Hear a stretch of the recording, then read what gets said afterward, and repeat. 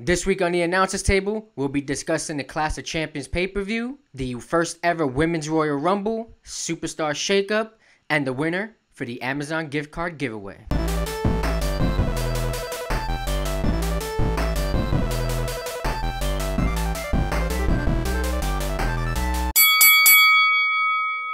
What's going on, Wrestle Nerds? Welcome to another episode of the announcers table. I'm your host, the only host, B. Rye.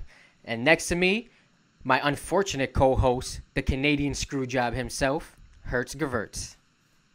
Good evening, B. Rye. I'm going to try to kill you with kindness. You're going to keep being mean to me. That's all right. That's all right. We'll be nice to each other. How are you doing tonight? I'm doing phenomenal. Now, being that we're going to be nice, let's start by being nice by announcing the winner for the Amazon gift card giveaway. And it's you, Tim. Tim, who was going back and forth on the comments section for Nerds of the Round. You are the lucky winner for the $25 Amazon gift card giveaway.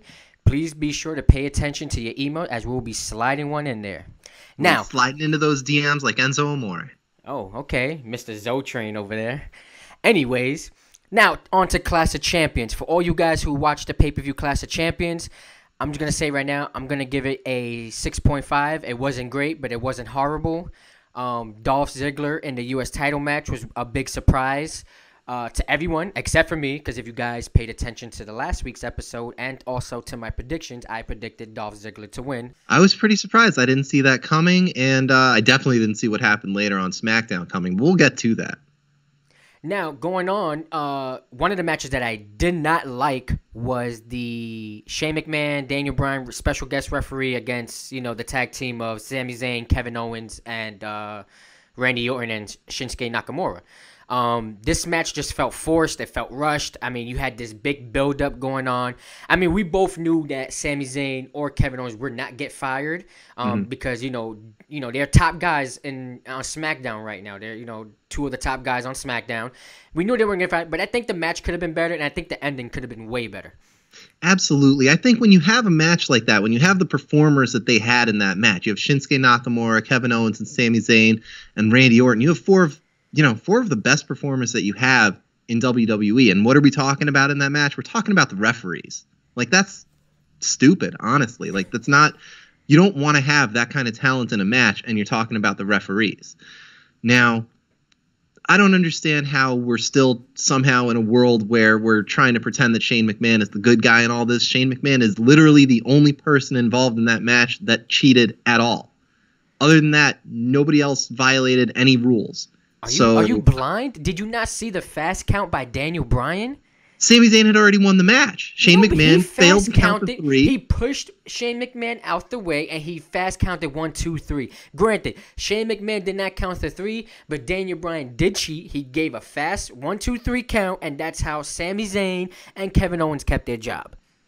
The match should have been over already. They should have counted the 3 on the previous pinfall. Like I said, Shane McMahon gets to make up these rules as he goes along, everywhere he goes. He's already, restarted matches that he didn't like the way they ended.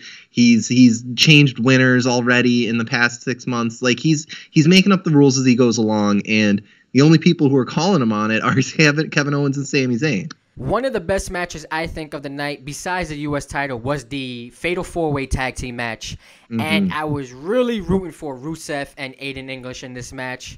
But I have to give it out to Chad Gable with those suplexes. Oh, he was spiking dudes in the ring. I thought, watching that, they were going to put the titles, and I said this last week, I thought they were going to put the titles on Gable and Shelton Benjamin. But Rusev and Aiden English, out of nowhere, really have really gotten the fans behind them, and that is exciting. And it was great to see them as a part of this match, and it was great to see the crowd react to them, and again on SmackDown. And yet again, like I said, I've said this before, I think SmackDown has probably the best tag team division out of both brands. And these 4 teams tore down the house. I mean, they gave a phenomenal match. Even though the Usos did walk out the titles, I was really rooting for Rusev and Aiden English because that was a team that just looked like it was just put together, but they worked so well together. On the mic, off the mic, in the ring, outside the ring, they work really well together. And I'm really hoping that, they get a shot at the tag team titles. Now, moving on to the women's jack match, the lumberjack match for the women's title. I really thought Carmella was gonna cash it in. I mean, there was an instance there that she was getting ready to cash in, and she got taken out the ring by the other Lumberjacks. And that's also another prediction that I put on the YouTube comment page, that Carmella was gonna cash in and win the title. But I guess they're saving that for a special moment. Maybe they're saving it for WrestleMania, so she can be the first woman to cash in at a WrestleMania, being that Seth Rollins is the first NXT champion and also the first person to cash in at a WrestleMania successfully. That's an interesting point. I don't understand what they're doing with Carmella right now. There were tons of opportunities for her to cash in that Money in the Bank, and she just doesn't take it. And I don't know if she's just trying to hold on to it or what, but that Lumberjack match was very interesting. Having Charlotte retain the title despite getting, manhandled for pretty much the entire match is a very interesting way to go. And then the interview with Natalya after the match, where did she have a heel turn there? Because that's weird, because she's been heel this whole time. But for her to say, oh, now the WWE universe is, has abandoned her. They've abandoned her long ago, and she really needs to just stop talking because she's not good on the mic. Well, Geeks Unlimited needs to abandon you. That's what they need to do. Anyways, now moving on. AJ Styles versus Jinder Mahal. Now, I was real skeptical about this match because I've always said before, and to all my fans out there in India, I love you, but Jinder Mahal is not a good in-ring performer.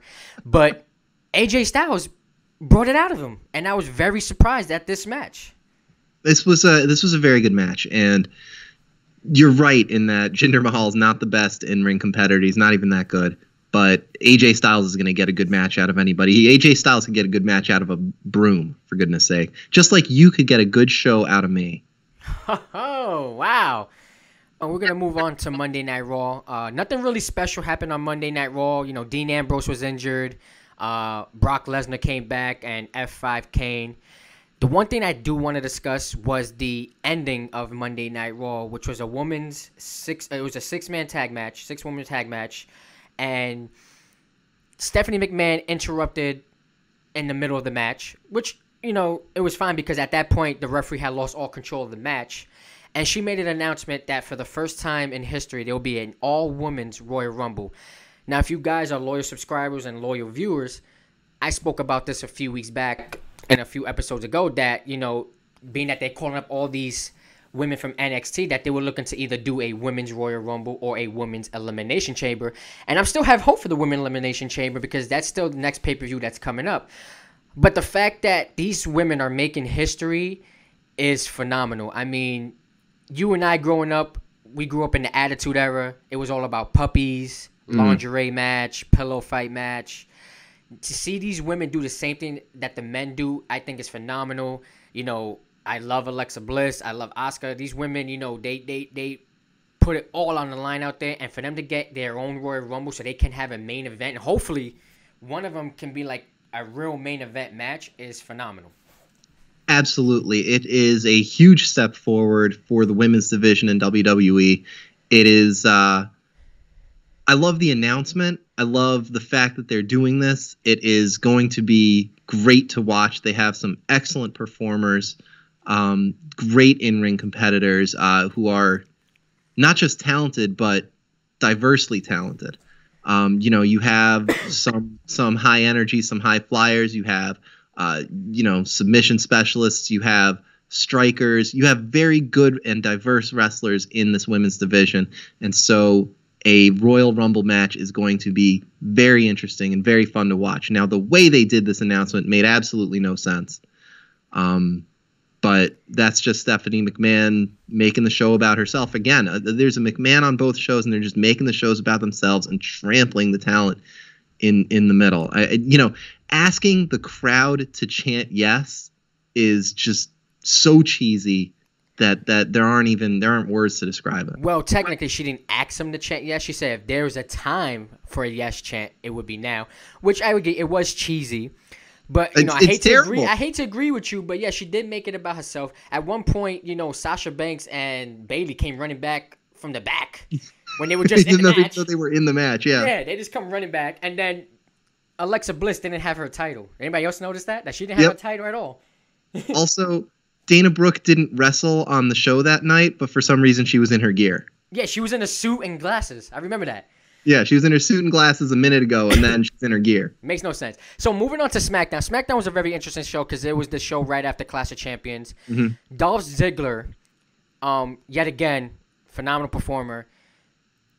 Don't know if he quit. Don't know if he relinquished the title. Don't know if he just, this is all part of storyline. But, he said, the fans don't deserve him. Nobody deserves him. He told everybody. And then he basically just dropped the U.S. title and walked out the ring. I think this leads to, and this blends in with the next thing that you wanted to talk about. I think this leads to a much needed brand change for Dolph Ziggler. I think he's going to show up on Raw, if not this week, then next week, or maybe even the week after the Royal Rumble. He's going to show up on Raw as himself, of course. I don't think he's going to change who he is, but he's going to show up on Raw and start something new over there because he's played out pretty much everything he can do on SmackDown. Yes, I mean, that's true, and, that was basically the highlight of SmackDown besides, the New Day and Rusev and Aiden English having a very fun match. I mean, I enjoyed the match, even though it was cheesy. It was a Christmas match. It was cheesy, but, I got a good laugh out of it. Mm-hmm. Nothing really else happened in SmackDown, between any other feuds that went on. And what I want to do is I want to go on and move on to the Superstar Shakeup. Sure. I want to discuss, some of the superstars that will benefit from a brand switch. And one of my top picks to go from Raw to SmackDown is Bayley. Bayley's in a limbo right now on Raw because there's way too much star power on Raw in the women's division. And I think Bayley is in limbo because they don't know what to do with her. And I believe she will be a phenomenal addition to the SmackDown women's roster. Absolutely. Bayley being in basically Sasha Banks' shadow. Sasha Banks and Bayley are sort of occupying the same space, right? They're both the, crowd favorite good guy of the division. So, and Sasha Banks is just better at it than Bayley is. So Bayley just occupying Sasha Banks, in her shadow, she's not benefiting herself and she's not benefiting the show. To have her split off on her own, go to SmackDown and make a name for herself that way would be, very good for her. And it would help bring her back to what made her so great in NXT, which was chasing Charlotte. That was her big thing. She could never, topple Charlotte in NXT.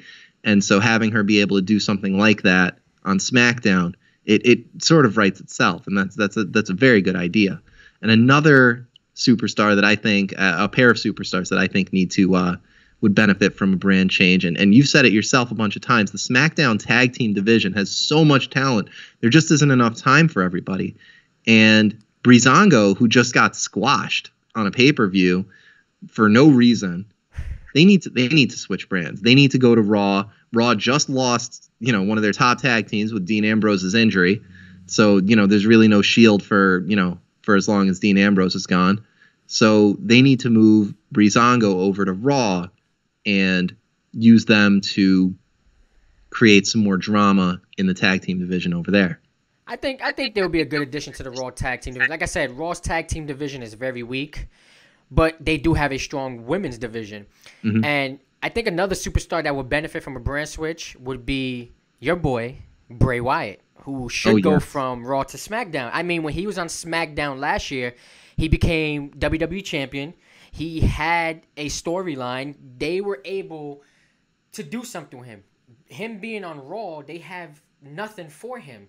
The only thing that they had for him was the whole Finn Balor Demon feud, which went to kaput because he ended up catching, I think it was laryngitis or the mumps or something. He was sick.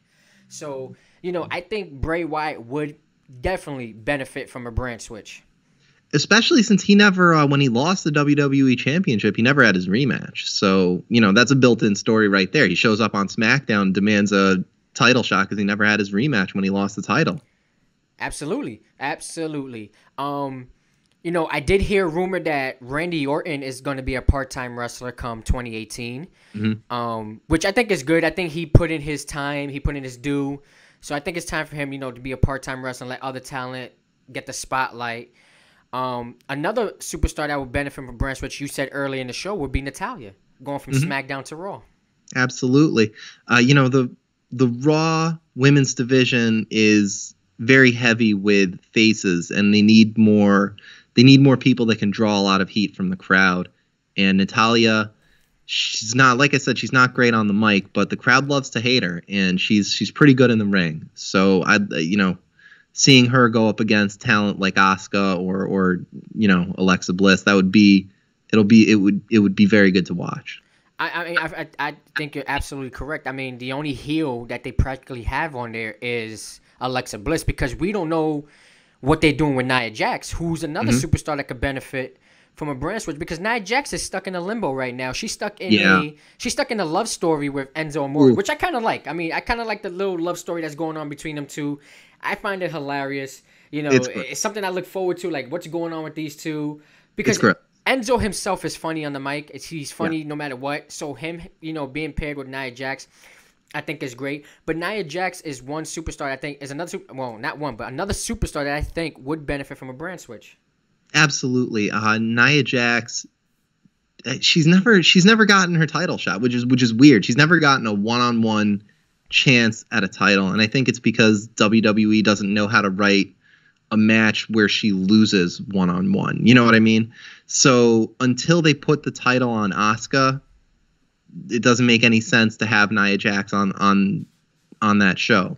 She needs to be the champion, and she needs to be wiping the floor with everybody else in that division, because that's what she should be doing.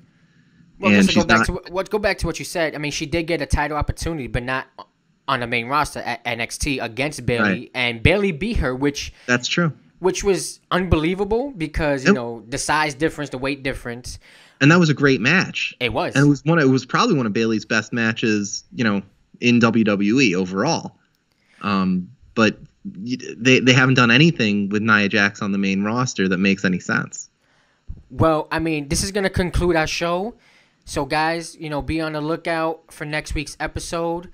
We will be discussing the new giveaway come next week. And Screwjob, it's always a pleasure to have you on my show. Hopefully you don't show up to work next week, so I can just have the spotlight for myself. I'll do my best.